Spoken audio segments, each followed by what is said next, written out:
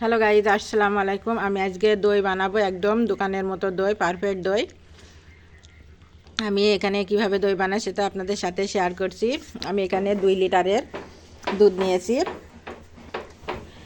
আর 50 মতন গুঁড়ো দুধ নিয়েছি, দিয়ে একত্রে মিশিয়ে নিয়েছি। মিশিয়ে নিয়ে এভাবে আমি দুধটা ঘন করে জাল দিয়ে নিয়েছি। এবারটা ক্যারামেল তৈরি করে নিয়েছি, দিয়ে ক্যারামেলটা এর ভেতরে দিয়ে এবারটা কালারিং করে নেব। দেখেন কি সুন্দর কালার হয়েছে।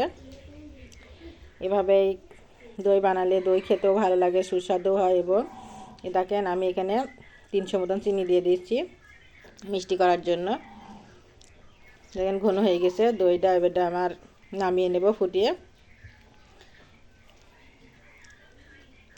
এখানে আমি নাড়ছি, দেখেন হয়ে গেছে। নামিয়ে দেন, ঠান্ডা করা হয়ে গেছে। কি সুন্দর দেখেন কালারটা হয়েছে। দইটা একদম দোকানের দইয়ের মতন কালার হবে। দেখেন আমি দই নিয়ে এসেছি, দইটা ভালোভাবে ফাটিয়ে একদম ক্রিমের মতন করে নেব। দেখেন ফাটিয়ে ক্রিমের মতন করে নিয়ে এবারটা ওই দুধের মধ্যে ঢেলে দেব। পুরাটা ঢেলে দিয়ে ভালোভাবে নেড়ে চেড়ে আমি এবারটা বাটিয়েতে দেখেন ভালোভাবে নেড়েলাম। কুসুম গরম আছে, মানে হালকায় কোনো রকম।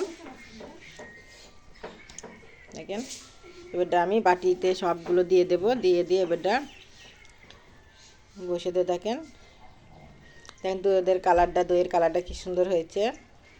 একদম দোকানের মতন, খেতেও ভালো লাগবে, সুস্বাদু এবং কোনো কেমিক্যাল বা কোনো কিছু ছাড়াই দইটা বসানো। দেখেন আমি পরিমাণ মতন করে সবগুলাতে দিয়ে দেবো। দেখেন এই বাটিতেও দিয়ে দিলাম, 3 জায়গায় বসাবো। পরিমাণ মতন দিয়ে একটা আমরা খাবো আর একটা আমার মায়ের বাড়ি নিয়ে যাব। এইভাবে ওটা সব আমি বসিয়ে দেব। দেখেন কি সুন্দর দেখতে, হেবি ভালো লাগছে। দেখেন দই হয়ে গেছে। দেখেন কি সুন্দর কালার। দেখেন দুধ একদম দোকানের মতন পারফেক্ট দই। দেখেন একদম মানে ইটের মতন হয়ে বসে আছে। এইভাবে দই বানালে খেতে ভালো লাগবে। আমার ভিডিওটা